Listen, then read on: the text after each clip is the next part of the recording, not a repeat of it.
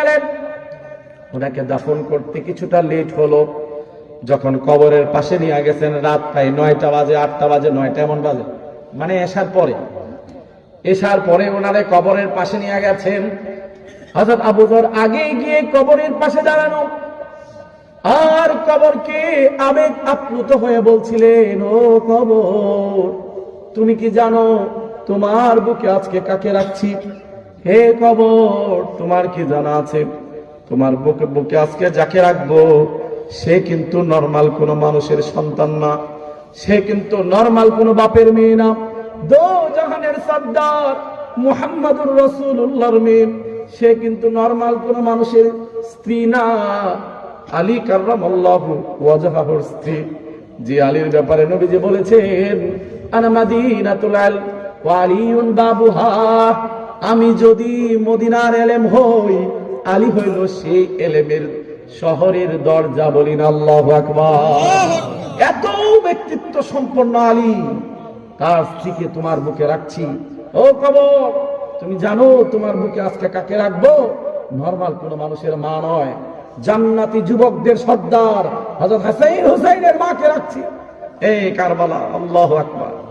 এই তুমি কি জানো তোমার বুকে কাকে রাখছি?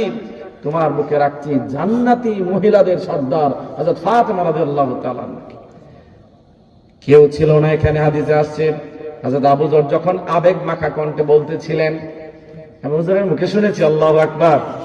হুজুর বলছিলেন, ফাতেমা রাদিয়াল্লাহু তাআলা আনহা কবরের পাশে দাঁড়ায় একা একা বলতেছিলেন, উনি আবেগ আপ্লুত হয়ে কান্না করতেছিলেন, চোখ দিয়ে পানি বেরোচ্ছিল।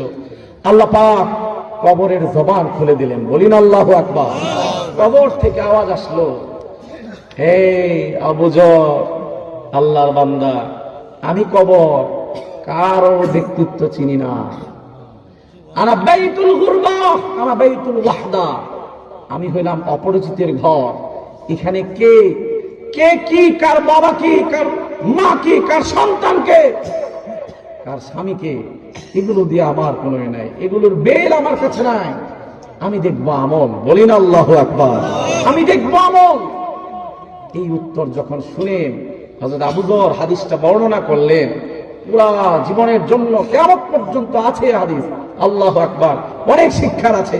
আমি বলেছিলাম কবরের প্রথম রাত, প্রথম যে হাদিসটা আমি পাঠ করেছিলাম, কবর ডাকে প্রতিদিন, ডেকে ডেকে বলে, আনা বাইতুল গুরবা, আনা বাইতুল ওয়াহদা, আমি হলাম অপরিচিতের ঘর, আমি একাকিত্বের ঘর, আমি একাকিত্বের ঘর। আমার বুকে কেউ কারো পার্সোনালিটি, সামর্থ্য এগুলো দেখা